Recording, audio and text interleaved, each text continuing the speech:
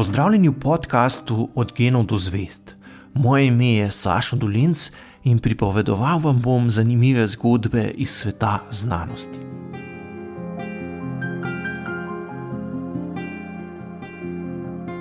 Spomladi leta 1941 so na vrata brunarice v Tirolskih Alpah severno od Bolcana, kjer je s svojim sinom Mariom živela mlada bohemska pesnica Lucy Ramberg, potrkali vojaki.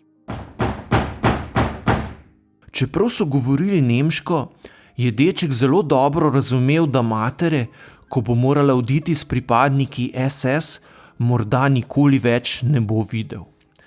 Aretirali so jo zaradi protifašističnega aktivizma in jo kot politično zapornico poslali v koncentracijsko taborišče. Mario se je rodil oktobra 1937 v Veroni po strastni ljubezenski aferi, ki jo je imela Lucy z oficirjem italijanskih letalskih sil Lucianom Capeccijem. Njen oče je bil ugleden arheolog, mati slikarka, z brati pa je odraščala v Firencah. Živeli so v vili z velikim vrtom in služinčadjo, otroke pa so poučevali zasebni učitelji. Lucy je tekoče govorila kar 6 jezikov. Njena brata sta postala fizika, njo pa je po materi bolj zanimala umetnost. Pred vzponom fašizma in nacizma se je šolala na pariški Sorboni in tam nekaj let tudi poučevala jezike in literaturo. Po aferi z italijanskim časnikom, s katerim je zanosila, je žal hitro spoznala, da v zakonu z Lucianom ne bo srečna, zato je zavrnila njegovo ponudbo za poroko in se s sinom raje odselila na Tirolsko. Po nekaj letih odmaknjenega življenja so ju prav tu odkrili vojaki. Ker je Lucy že predtem slutila, da jo bodo prej ali slej aretirali, je prodala vse svoje premoženje in denar izročila kmečki družini s prošnjo, naj kolikor le more skrbi za njenega sina. Po materini aretaciji je takrat komaj 3,5-letni otrok ostal sam pri znancih na bližnji kmetiji. Mali Mario je tako naslednje leto preživel pri kmečki družini kot eden izmed domačih otrok. Kot se spominja, je bilo življenje na kmetiji zelo preprosto. Večino časa so delali na polju in skrbeli za preživetje. Iz lastne pšenice so pekli kruh in iz grozdja pridelovali vino. To so bili časi 2. svetovne vojne, ko so se zavezniki že izkrcali v južni Italiji in se prebijali proti severu. Ameriška in britanska letala so neprestano preletavala tudi kmetijo in nekoč iz neznanega razloga začela streljati po kmetih, ki so delali na polju. Pri tem je bil tudi Mario ranjen v nogo, a k sreči je šlo zgolj za manjšo rano, ki je za seboj pustila le brazgotino. Mario po zgolj letu dni življenja pri družini iz neznanih razlogov na kmetiji naenkrat ni bil več dobrodošel. Ni povsem znano, ali ga je izsledil in odpeljal oče, ali je preprosto zmanjkalo denarja, ki ga je zanj pustila mati in so ga zato postavili na cesto. Naslednja leta se je tako sprva star manj kot 5 let potikal po severni Italiji, se družil z drugimi potepuškimi otroki, bil član pocestnih tolp ter bil večkrat v najrazličnejših sirotišnicah. Kot se je kasneje spominjal, je vmes nekaj tednov preživel tudi pri očetu, a je bil ta tako nasilen, da je raje pobegnil in se poskušal preživljati sam, kot pa da bi trpel nasilnega očeta, ki je kasneje umrl med bombnim napadom. Kljub krutim časom in vsesplošnemu pomanjkanju se je Mario nekako prebil skozi drugo svetovno vojno. Kot se spominja, je bil neprestano lačen in priča mnogim grozljivim dogodkom, zaradi katerih ga je kasneje še dolga leta tlačila mora. Pri 8 je za celo leto obležal v neki bolnišnici, saj je, kot je rekonstruiral iz simptomov, zelo verjetno zbolel za tifusom. Kot se spominja, so bile razmere v tej otroški bolnišnici komaj kaj boljše kot na cesti. Mladi bolniki so ležali na posteljah brez posteljnine in dobili vsak dan le malo cikorje in kos starega kruha. Vsi otroci so imeli približno enake simptome. Zjutraj so se zbudili v dokaj dobrem stanju, sestra Marija jim je izmerila temperaturo in jim obljubila, da lahko odidejo, če bodo vsaj en dan brez vročine. A že čez dan jim je temperatura tako zrasla, da se jim je začelo blesti. Perspektive za ozdravitev pa so bile vsaj v tej bolnišnici, ki je bila bolj nekakšno zavetišče kot zdravilišče, zelo slabe. A Mariu je tudi tu nekako uspelo preživeti in prav na njegov 9. rojstni dan se je na pragu bolnišnice pojavila neznana ženska, ki je spraševala po njem. Bila je njegova mati Lucy, ki se je v 5 letih prebitih v koncentracijskem taborišču tako spremenila, da je ni več prepoznal. Od osvoboditve spomladi leta 1945 je sina neprestano iskala in ga našla šele po 18 mesecih. Kot se je živo spominjal, mu je mati takrat prinesla nova oblačila in skupaj sta odpotovala v Rim, kjer sta morala urediti pravne formalnosti glede dokumentov.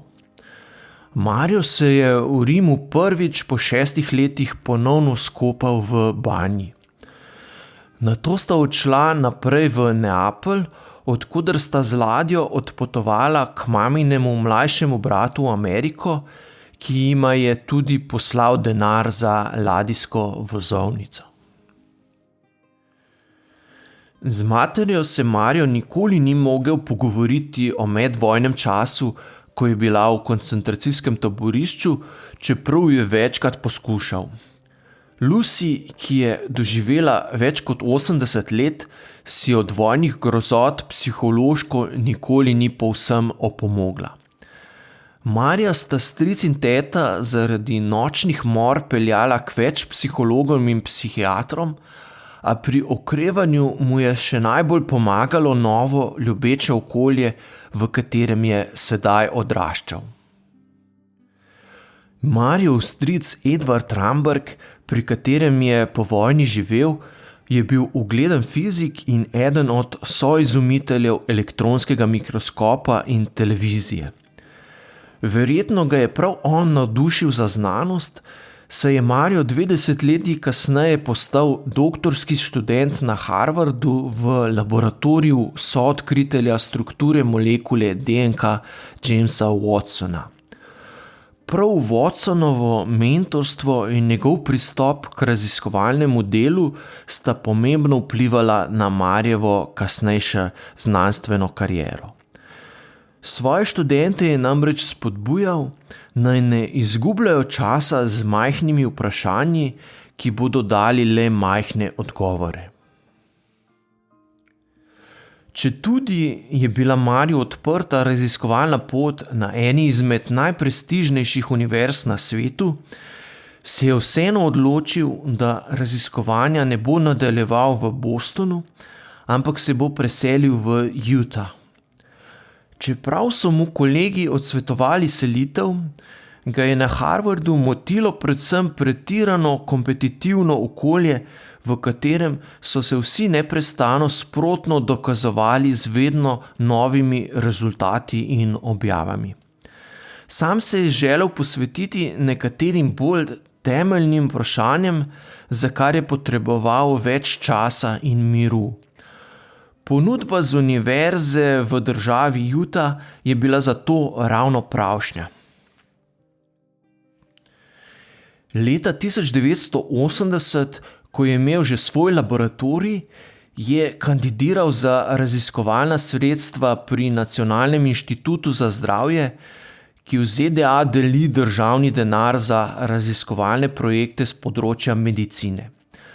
Prijavil je 3 različne projekte. 2 sta bila dobro osnovana z jasno časovnico, vmesnimi rezultati, predvidljivim potekom in skorajda zagotovljenimi rezultati.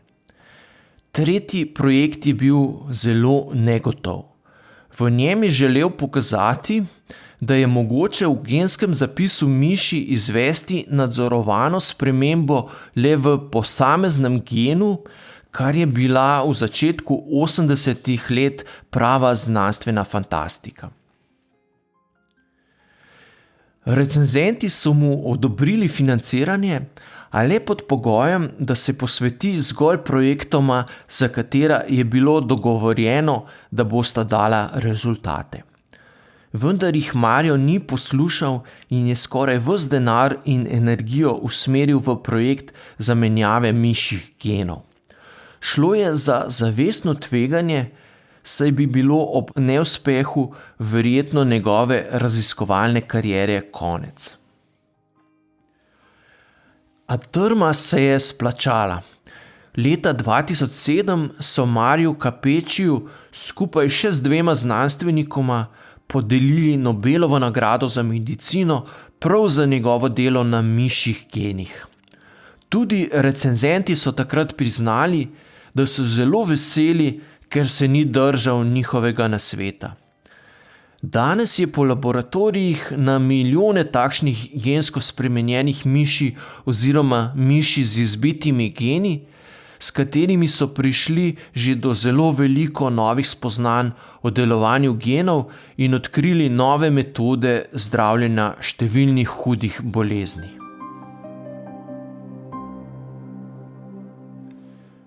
Kmalu potem, ko je izvedel, da je dobil Nobelovo nagrado, je Marija doletelo še eno nenavadno presenečenje. Iz celovca je prišla vest, da ima najverjetneje 1,5 leta mlajšo polsestro, za katero do tedaj sploh ni vedel. Ko so naznanili Nobelovo nagrado, so njegovo nenavadno življenjsko zgodbo povzeli časopisi po vsem svetu. V celovcu jo je prebrala tudi Marlene Bonelli in ugotovila, da se Marijova zgodba povsem ujema z njeno, prav tako pa sta si bila tudi na videz zelo podobna.